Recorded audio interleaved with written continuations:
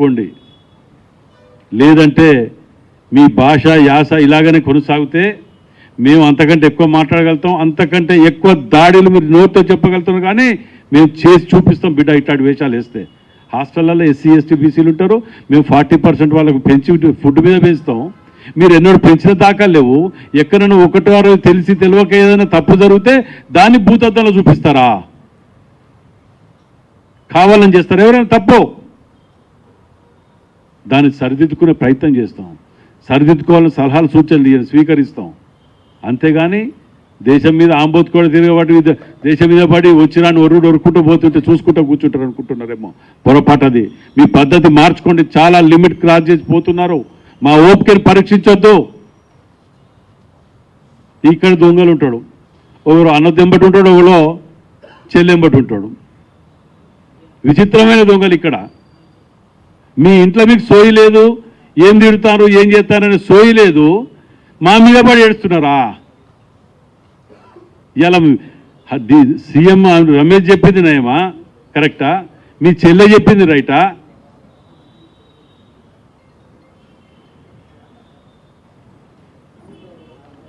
ఇక ఇవన్నీ ఒక ఎత్తు అయితే, ఈ కుటుంబము ప్రత్యేకంగా వరంగల్ జిల్లాని సర్వనాశనం చేసిందనటానికి 100 ఆధారాలు పెట్టిన. ఏ ముఖం పెట్టుకొని వచ్చి నేను భూపాలపల్లికి వచ్చి ఆడికిడికి వచ్చి మళ్ళీ మాట్లాడుతుండో మాకు అర్థం కావట్లే. 6 జిల్లాలుగా చేసింది, ఇవాళ మళ్ళీ కొత్త ఉద్యమం లేస్తున్నది 2 జిల్లాలు కలపాలని. నిజంగా కూడా అది వాస్తవం చెప్పాలంటే నా అభిప్రాయం కూడా అది కలపాలనే ఉన్నది. అది మంచి ఉద్దేశం. అది తోకేటు మూతెక్కు షాయంపేట ఎక్కడ పోయింది, జిల్లా పరిషత్ ఎక్కడ ఉంటుంది? ఓ మూతి లేదు ముక్కు లేదు, ఎటున్నది ఏది తెలియకుండా నాశనం చేసిన జిల్లాని. నీ సిద్దిపేట నీ 2 చేసుకోగానే రాష్ట్రం బాగుపడ్డట.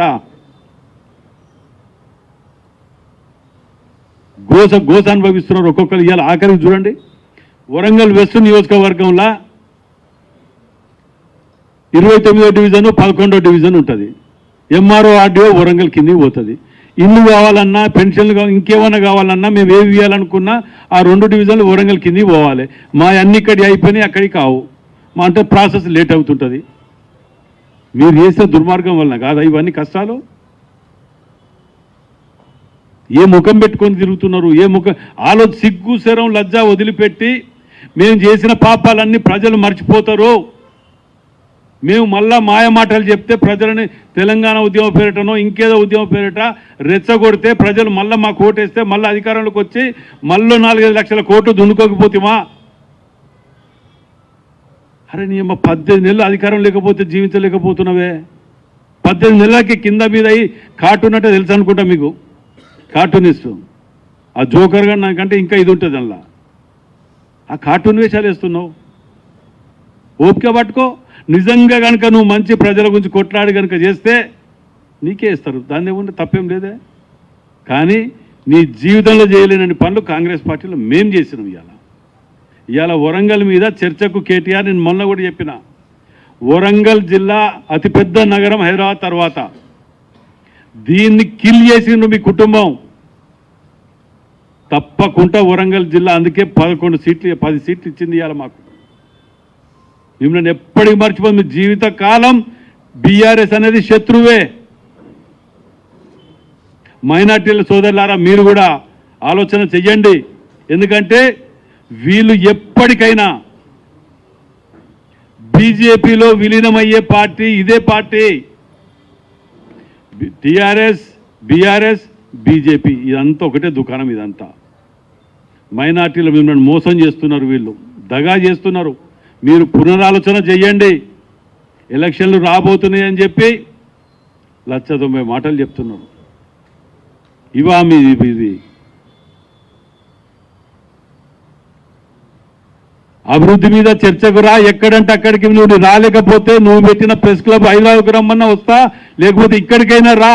ఒకవేళ వరంగల్ జిల్లాని ఉమ్మడి జిల్లాని మేము అభివృద్ధి చేసినామా 18 నెలల్లో, 10 ఏళ్లలో మీరు అభివృద్ధి చేసినరా?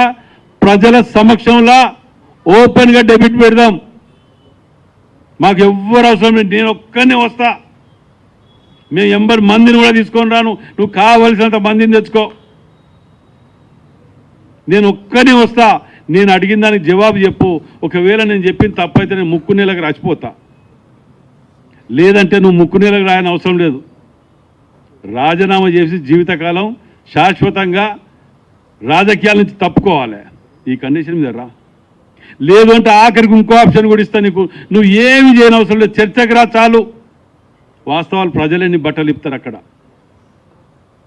నువ్వు చేసిన ద్రోహానికి, నీ కుటుంబం చేసిన ద్రోహానికి 3 రోజులు వండుకొని మీ అయ్యో దిక్కు ఇక్కడికి వచ్చి నైమ్నర్ బ్రిడ్జ్ మీద 9 డివిజన్లు కొట్టుకపోతా అంటే 10,000 ఇస్తారు ఇదని చెప్పి పోయి అవతలేపాడు నువ్వు.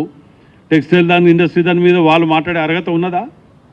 ఇవాళ మేము క్లియరెన్స్ ఇచ్చి పర్మిషన్స్ ఇచ్చి అన్ని పట్టుకొచ్చినాం. ఎయిర్పోర్ట్ కూడా మా కృషి అని చెప్పి స్టేట్మెంట్ ఇస్తారు వాళ్ళ.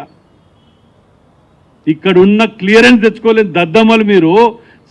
స్టేట్లా సెంట్రల్లా మీ గవర్నమెంట్లో ఉండే కదా, ప్రతి దాంట్లో మేము మద్దతు ఇస్తున్నామని చెప్పి అసెంబ్లీలో తీర్మానం చేసి పంపారు కదా. ఎయిర్పోర్ట్ పర్మిషన్, కనీసం ఎయిర్పోర్ట్ పర్మిషన్ తెచ్చుకోలేని అర్హత తెచ్చుకోలేని దద్దమ్మలు మీరై ఉండి మా కృషి ఉంటుంది అంటాడు. అలా రైల్వే కోచ్ ఫ్యాక్టరీలో మా కృషి ఉంది అంటాడు. ఈయనదేమున్నది అర్థం కాలే. ఆడ కూడా అంతే. మేము మొన్న కూడా చెప్పిన 54 ఎకరాలు 20 కోట్ల రూపాయలు పొన్నా లక్ష్మి గారు ఎండోమెంట్ మినిస్టర్ ఉన్నప్పుడు ల్యాండ్ అక్వైర్ చేయడానికి మేము తీసుకొచ్చిన పునాది మాది. తెలంగాణ విభజన చట్టంలో పొందుపరిచి